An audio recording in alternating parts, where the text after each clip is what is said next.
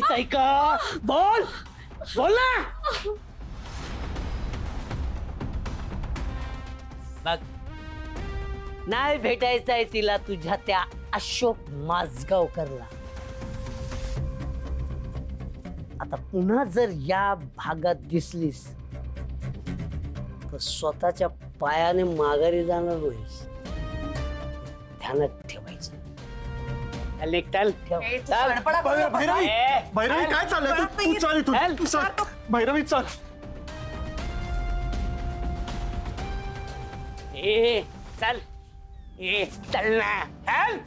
भैरवी भैरवी चल इथून. आता इथे थांबण्यात काहीच पॉइंट नाही.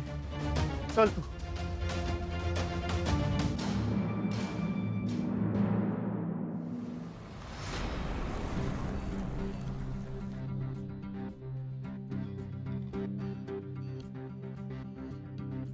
भैरवी काय ग? अख्ख्या प्रवासात काही बोललीस नाहीस तू. कसला विचार करतेस एवढा? हे सगळंच खूप टेरिफाईंग आहे तुषार.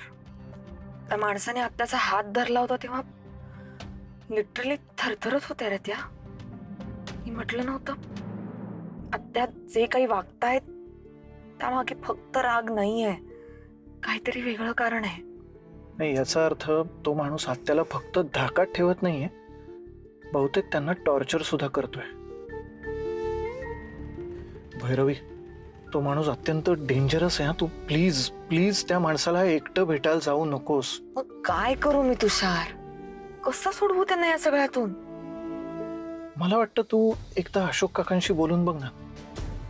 नाही म्हणजे हे सगळं सांगितल्यानंतर अशोक काका बिथरतील मान्य आहे मला, पण मला असं वाटतं एकदा त्यांच्याशी बोलून बघ ना, काहीतरी मार्ग निघेल. आफ्टर 60 मामी आजी बाळ कसं होतं ग? काय काय बोलली तू? काय बोलली? बाळ बाळ कसं होतं? तुले काय करायचे नसते धंदे? चुपचाप अभ्यास कर ना. फालतूचे प्रश्न विचारू नको. अभ्यास कर. अगं आम्हाला या वर्षी कॉन्जेंटल डिझीज म्हणजे ज्या बाळांना बॉर्न झाल्यापासून जे आजार असतात ना त्यावर एक टॉपिक आहे बायोलॉजी मध्ये. त्यात सांगितलंय की बाळ आईच्या पोटातून येताना जर आईला काही आजार असेल तर तो बाळांना पण होऊ शकतो ना. मग बाळ बाबांच्या पोटातून कुठे येतं? तरी पण कधी कधी बाळाला बाबांचे आजार का असतात? अगं इरा, ते बाळ जेव्हा आईच्या पोटातून बाहेर येतं तेव्हा त्या बाळाचे बाबा त्या बाळाला त्याच्या जवळ घेतात ना. मग कितीतरी वेळ ते बाळ त्याच्या बाबांकडेच असतं. पण तेव्हा जर त्या बाळाच्या बाबांना काही डिझीज असेल तर ती त्या बाळाला होऊ शकते. बरोबर ना मामी आजी? पापा मला यातलं काही समजत नाही बाल्या. म्हणजे आमच्या शाळेत असलं काही शिकवलंच नाही ना. हे असे विषय नव्हते ना आमच्या शाळेत. आमच्या शाळेत असे चांगले विषय होते, असे धार्मिक विषय होते. राम कृष्ण बलराम. तुम्ही चुपचाप अभ्यास करा. काही विचारता?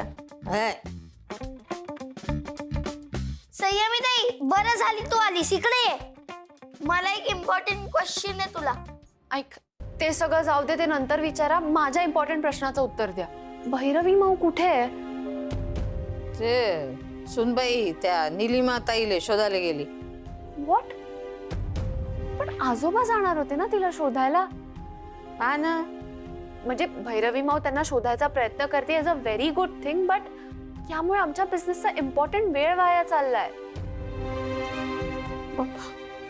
सी, रियांशी एक्झाम चालू आहे त्यामुळे तोही काहीच हेल्प नाही करू शकत आहे. जे सोशल मीडियावर प्रमोशन करायचं होतं ते आता आम्हाला दोघींनाच करायचंय आणि भैरवी माऊ दिवसभर घरीच नाहीये यार. असा कुठे बिझनेस असतो? बिझनेस कायले म्हणते, बिझनेस कशाशी खाते तुम्हाला तरी माहित आहे का? पाय, बिझनेस करण्याचा एक माइंड सेट राहते. माइंड सेट राहते म्हणजे जेनू काम तेनू थाय, बीजा करो कैरी खाय, ऐसे रहता है. ते आई बाबाच्या अंगी पण लागते बिझनेस. आता हे तुम्ही पोट्टे बोलून राहिले ना, कुठला तर रोग, आई बाबाचा रोग, आईचा रोग त्या बाळामध्ये शिरते, तसा आई बाबाच्या अंगात जर बिझनेस असेल तर तो पोराईले समजते. तुमच्या तर 7 पिढ्यांमध्ये बिझनेस नव्हता, तुम्हाला कायचा बिझनेस जमते. हट. येईल, कारण खूप जण असेही असतात ज्यांनी कधीच बिझनेस केलेला नाहीये. वा, तुम्हाला बिझनेस येईन असं वाटते? अहो माय बाई, त्यासाठी पटपट पटपट पटपट पटपट काम करावं लागते, दिवस रात्र त्याच्यात राहा लागते. तुम्ही बाप्पा त्या गणपतीच्या पहिल्या दिवशी मारे घाम गाय लोक काम केलं आणि नंतर मग विसरून घेतले बस टाय कुटत. तर काय 25 रुपये प्लेट देऊन वाढला का बिझनेस तुमचा? आहा. तुम्ही कायचे बिझनेस करता रे? हट.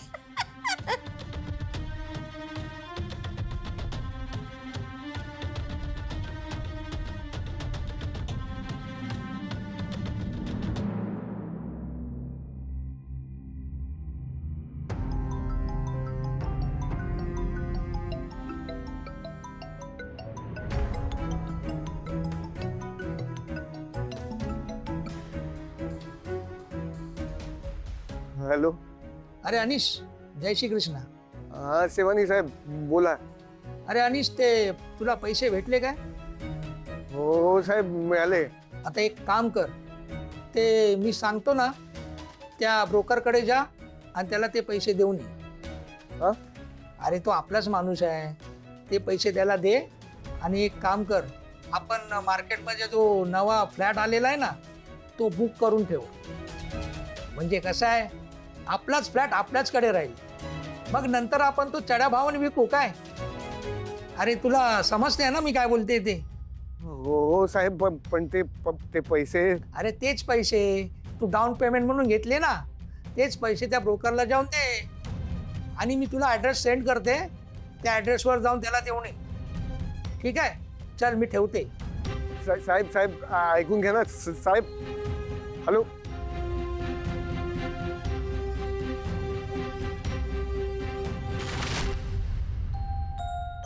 माऊ भेटली का निलिमाची? ईशान प्लीज मला पाणी दे रे जरा. आणतो. काका कुठे आहे गं इरू? तो बाहेर गेलाय. आणि आजोबा आले का?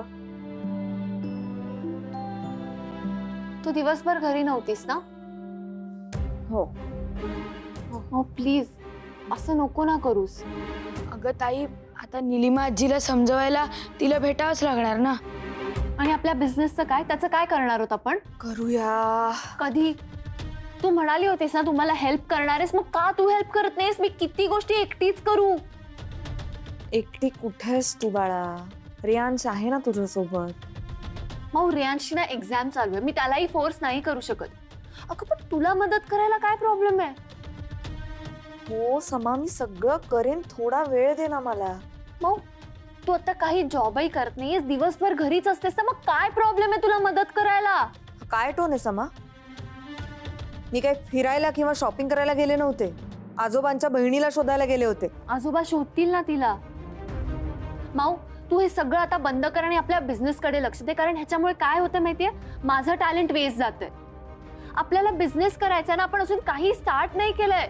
आपल्याला ऑर्डर्स घ्याव्या लागतील, अग्रेसिव्हली मार्केटिंग करावं लागेल, सोशल मीडियावर गोष्टी पोस्ट कराव्या लागतील, आणि यातलं आपण अजून काहीही केलं नाहीये. You know what now, let it be, कारण बोलून काही फायदाच नाहीये ना तुमच्याकडे. संयमी, ऐक माझं. हे आपण सगळं करणार आहोत, तेवढ्यात निलिमा आत्या. सॉरी टू से, पण ही निलिमा आजी अचानक आपली प्रायोरिटी कशी होऊ शकते ग?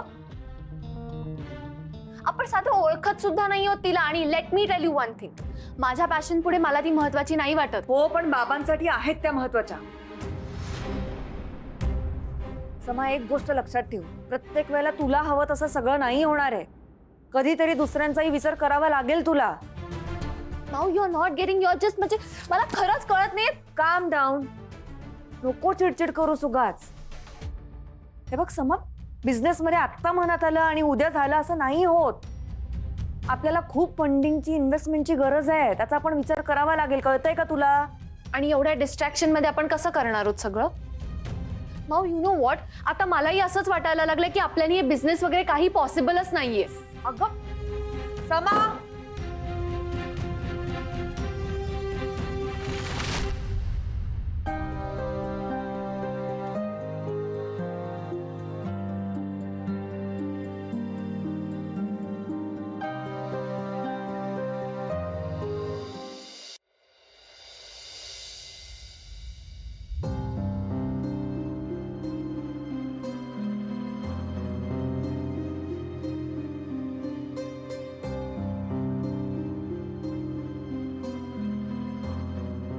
आबा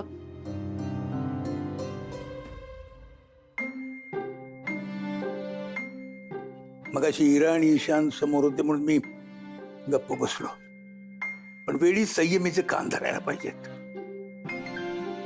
ठीक आहे, मी उद्या सकाळी त्याशी बोलेन. नाही नको, आणखीन डिस्टर्ब होईल ती आणि उगाच वाद होतील तुमच्यात. पण म्हणून काय तिनं असं बोलायचं? जाऊ दे ना बाबा, लहान आहे ती. मी करेन तिला हँडल. लहान आहे.